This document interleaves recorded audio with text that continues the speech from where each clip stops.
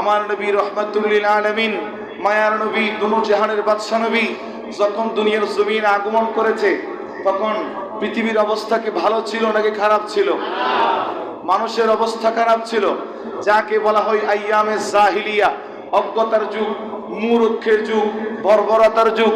যেই যুগের মধ্যে আলো ছিল না, মানুষের মধ্যে মনুষ্যত্ব ছিল না, দিন দিন ব্যভিচারের মধ্যে মানুষ লিপ্ত হয়ে যেত, মানুষেরা পশুর মতো আচরণ করত, মেয়েদের কোনো সম্মান সমাজের মধ্যে ছিল না, রাজনৈতিক কোনো কাঠামো বলতে ছিল, সমাজের মধ্যে ছিল নৈরাজ্য, সমাজের মধ্যে ছিল বিশৃঙ্খলা, সমাজের মধ্যে ছিল যুদ্ধ বিগ্রহ হানাহানি লেগেই থাকতো। কোনো সামাজিক বা রাজনৈতিক অবস্থা না থাকায় সমাজ ছিল বিভক্ত, বিশৃঙ্খলাপূর্ণ। ঠিক না বেঠিক বলেন?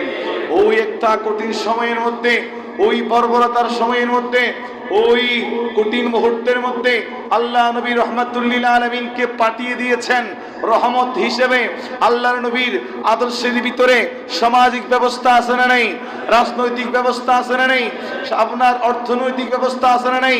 সব কিছু দিয়ে গোটা মানব জাতির জন্যে, কল্যাণ স্বরূপ মানবতার জন্যে, পৃথিবীর জন্যে যা যা প্রয়োজন সব কিছু নবীজির ভিতরে দিয়ে দিয়ে আল্লাহ নবীজিকে দুনিয়ার জন্য, আমাদের জন্য কল্যাণ হিসেবে, রহমত হিসেবে, মায়া হিসেবে, আদর্শ হিসেবে, অনুপ্রেরণা হিসেবে ইতাআতকারী অর্থাৎ অনুগত হওয়ার জন্য নির্দেশ দিয়ে দিয়েছেন স্বয়ং আল্লাহ। পড়ি সুবহানাল্লাহ, আরো জোরে পড়েন সুবহানাল্লাহ।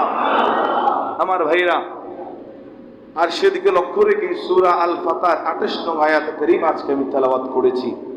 মহান রব্বুল আলামিন সূরা আল ফাতর 28 নং আয়াত কারীমের মধ্যে নূরানী জবান করে ইরশাদ করে বলে, আল্লাহ বলছেন, বিসমিল্লাহির রহমানির রহিম, হুয়াল্লাযী আরসালা রাসূলাহু বিল হুদা ওয়া দীনিল হাক্কি লিইয়ুযহিরাহু আলাদ-দীনি কুল্লি ওয়া কাফা বিল্লাহি শাহীদা। সুবহানাল্লাহ।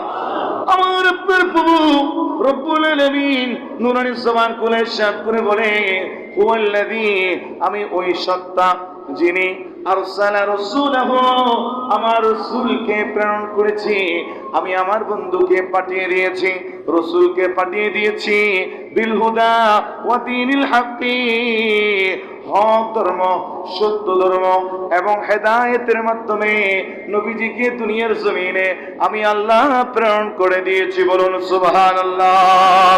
লিইয়ুযহিরাহু আলাদ-দীনি কুল্লিহি, আল্লাহ বলছেন যাতে করে আর সব দিনের উপরে একে বিজয়ী করে আমি আল্লাহ তুলতে পারি। সুবহানাল্লাহ।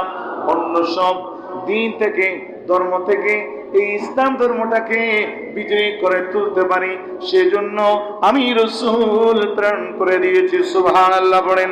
আমি আল্লাহর সাথে সাথে বলছেন, ওয়াকাফা বিল্লাহি শাহীদা, আর এই বিষয়ে সাক্ষী হিসেবে আমি আল্লাহই যথেষ্ট। সুবহানাল্লাহ। ওয়াকাফা বিল্লাহি শাহীদা, কি বিষয় নিয়ে আল্লাহ সাক্ষী হচ্ছেন?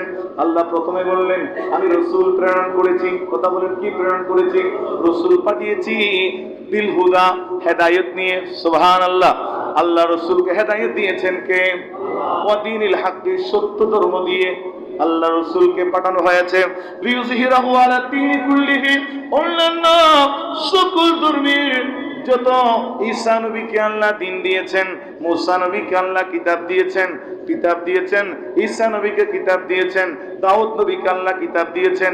যুগে যুগে 100 সহিফা, 4খানা বড় কিতাবের কথা আমরা উল্লেখ পাই। এগুলি আল্লাহ নবীদেরকে দিয়ে দুনিয়ার জমিনে পাঠিয়ে দিয়েছেন।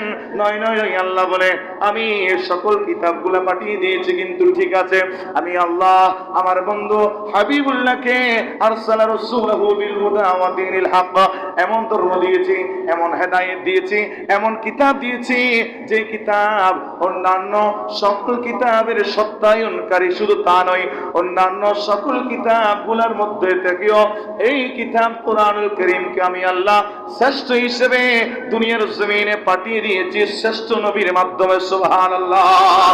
আরো জোরে বলেন আল্লাহু আকবার। শ্রেষ্ঠ নবীকে শ্রেষ্ঠ কিতাব দিয়েছেন কে? সকল কিতাবের সত্যায়নকারী হিসেবে আল্লাহ কোরআন পাঠিয়েছেন, আল্লাহ রসুলকে পাঠিয়েছেন, সুবহানাল্লাহ পড়েন। এবং সকল কিতাবের মধ্যে শ্রেষ্ঠ কিতাব হিসেবে আল্লাহ কোরআনকে দুনিয়ার জমিনে পাঠিয়ে দিয়ে আল্লাহ ঘোষণা দিয়েছেন, ও পৃথিবীর মানুষেরা, তোমরা কোরআন যখন এসেছে কোরআনকে গ্রহণ করে নাও। কোরআন গ্রহণ করলে তোমরা হেদায়েত পাবে, সত্য দিন খুঁজে পাবে। ইন্নাদ-দীন ইনদাল্লাহিল ইসলাম, এই দিনটা তোমরা পেয়ে যাবে। আর এই দিন পেলে, এই দিন গ্রহণ করলে, এই দিন মানলে, জানলে আমি আল্লাহর সন্তুষ্টি তোমরা অর্জন করতে পারবে। সুবহানাল্লাহ পড়েন। এই কথা ঠিক নাকি ঠিক? আল্লাহ সকলকে বোঝার তৌফিক দিক, আমিন পড়েন। আরো জোরে বলেন আমিন। এই যে বিল হুদা বলা হয়েছে, এই হুদা হেদায়েতের ভিতরে রাজনীতির বিষয়টাও আছে না নাই? আরো জোরে বলেন আছে না নাই? আমার ভাইরা খেয়াল করেন, আমার নবীজির রাজনৈতিক লক্ষ্য কি ছিল? নবীজির রাজনৈতিক লক্ষ্য ছিল ইসলামকে পৃথিবীর জমিনের মধ্যে সুপ্রতিষ্ঠিত করা। সুবহানাল্লাহ পড়েন। পৃথিবীর জমিনের মধ্যে দ্বীনকে প্রতিষ্ঠা করা। রাজনৈতিক লক্ষ্য ছিল একমাত্র ইসলামের জন্য, রাজনৈতিক লক্ষ্য ছিল মানব কল্যাণের জন্য, রাজনৈতিক লক্ষ্য ছিল মানবতার জন্য, রাজনৈতিক লক্ষ্য ছিল মানুষের ভেদাভেদ দূর করে দিয়ে একতার এনে সাম্যকে প্রতিষ্ঠা করে মানুষের মধ্যে হিংসা বিদ্বেষ দূরীভূত করে দিয়ে সমাজ ব্যবস্থা, রাষ্ট্র ব্যবস্থা, এই পৃথিবীর মধ্যে সাম্যে, শান্তি, অহংকার মুক্ত পৃথিবীকে আল্লাহর নবী সাজাতে চেয়েছিলেন কার রঙে? আরো জোরে বলেন না, কার রঙে?